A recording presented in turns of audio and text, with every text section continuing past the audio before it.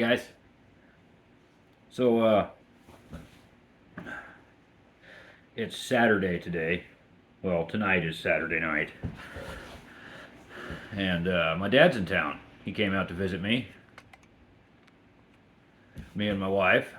And he's actually got a suite out on the island. So he's not here now. But uh,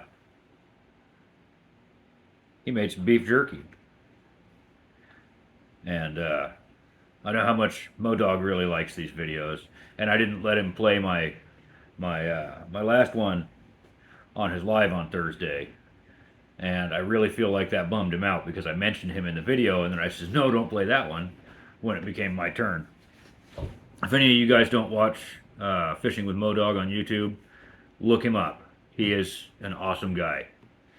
He's really funny, lots of good content. He's a good fisherman. He's a veteran. His wife is a doll. His kids are gorgeous. It's just, he's a great dude. Really good channel. Check him out if you haven't already. I'll link him down in the description. But I figure I'm going to do another one of these videos, but instead of with sardines that makes everybody's stomach curl, like Earl the Reef Robber, then I'll just make one of these videos with some of this homemade beef jerky that my dad made 3,000 miles away from here. So this should be interesting. Now, most of you guys know I have bad teeth. I don't have any molars.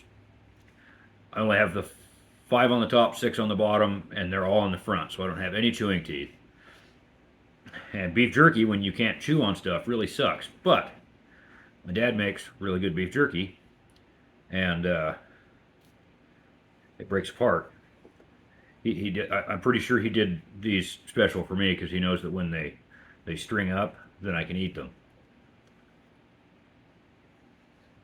Mm-hmm.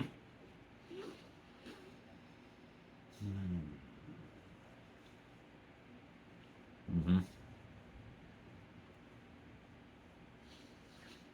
It's on my fingers. Hmm. Oh yeah. So in years past, uh, me and my dad would come across a deal, for ease of explanation, on whole beef, and we would process them from when it was a living animal all the way until it's dinner. We would do every bit of that, and one of the things that we always did when we were cutting up the animal was we'd cut jerky. Certain pieces of meat, you just, when you're looking at it, when you're cutting, the meat tells you what it wants to be.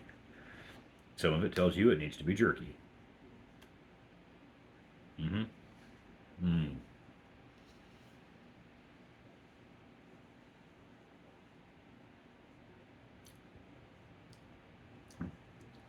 Me and my dad have been doing that for years. Now that I live down here, he's I miss him a lot. He's down here visiting. He's with Rachel right now, and they're at their hotel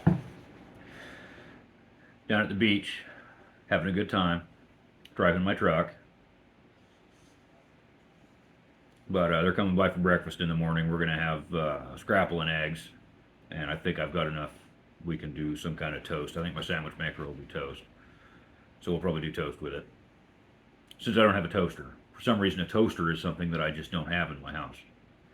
But I have a sandwich maker. Anyway, so this beef jerky, if I know my dad, and I do, I know my dad, is a salt and brown sugar brine. Super secret family recipe. Mm. Mm-hmm. Mm-hmm.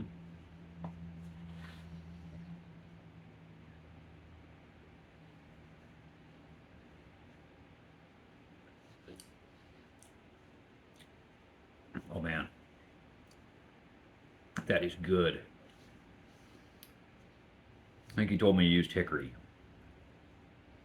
Might have been hickory, might have been mesquite. I don't remember. It's definitely not altered, but it's still good. It's still really good. And of course, I'm washing it down with some nice refrigerated Mountain Dew with no ice. Uh-oh.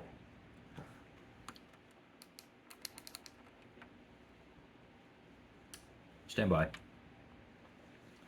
There we go. Now you might be able to see me a little better.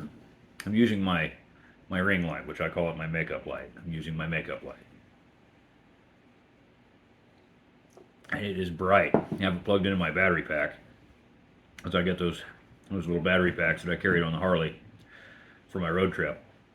And those things are so handy to have because they charge up pretty quick. You don't even think about it. You just plug them in during the day when you're gone, and they're full, and then you can charge your phone or the headset in my helmet. I can charge that multiple times, over and over and over, on a charge on these battery packs. They are incredible.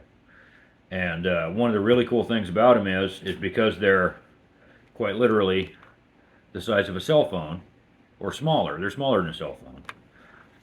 This one's kind of dirty because it's the one that I use the most. I'll try and find the Amazon information for those. But my daughter being a type 1 diabetic and wearing an insulin pump, it runs on batteries. And my daughter being 11 is really bad sometimes about making sure that her stuff is plugged in and that she's taking care of her batteries because her pump takes battery. And there's been a couple of mornings on the way to school. We're in the house, we're getting ready, you know, we're getting everything put together, we're going to go get in the rig, start heading down towards the school, which is like a 25-minute drive from the house because that's where I could find a house. In the morning, you know, we'll have her check her blood sugar and all that, and we see how much insulin that she has and how much battery she has in that insulin pump. And sometimes it's been at like 10% in the morning because she's bad and would rather charge her tablet overnight so that she can watch cat videos or whatever. And these little guys will plug into her insulin pump. The whole drive to work, we'll charge it from like 10% up to like 60. And because of how small this is, she wears a little leg pouch. She got a leg pouch thing that she wears to school. It's got some of her school stuff and pencils and stuff like that in it. So this fits in that leg pouch, and it uses the same cord. Her insulin pump uses the same micro USB plug that my headset on my motorcycle helmet uses. And that's what I primarily use this for on my road trip. So this one, when it's not plugged into my makeup light, has a blue cord in it that's a micro USB, and it's like an 8-foot cord so that I can charge on my bike while I'm riding. And so she uses that in the morning. She can take it to school with her, goes in her leg pouch, it's out of the way, and it keeps her insulin pump charged. And it'll charge her insulin pump a dozen times or so on a charge. We've only had to use it a couple of times, but using the battery monitor on this, because it's got little blue lights, we can charge her pump a bunch of times off of it. So that's pretty handy. Anyway, we're a little bit off subject. Beef jerky.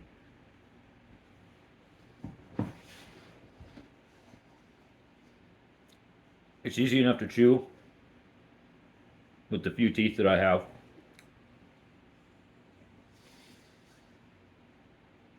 Mm-hmm.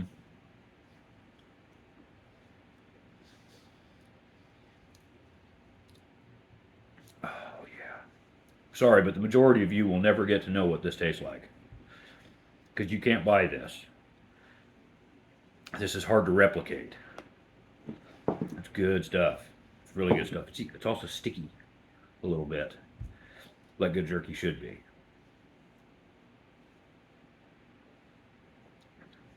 So, anyhow, I won't keep you any longer. If you've watched this far, thanks for watching. Give me a thumbs up if you liked anything about this video. Leave me a comment. Tell me how your day was, or your favorite color. I expect you to tell me what your favorite color is now. Anyway, thanks for watching. We'll see you next time.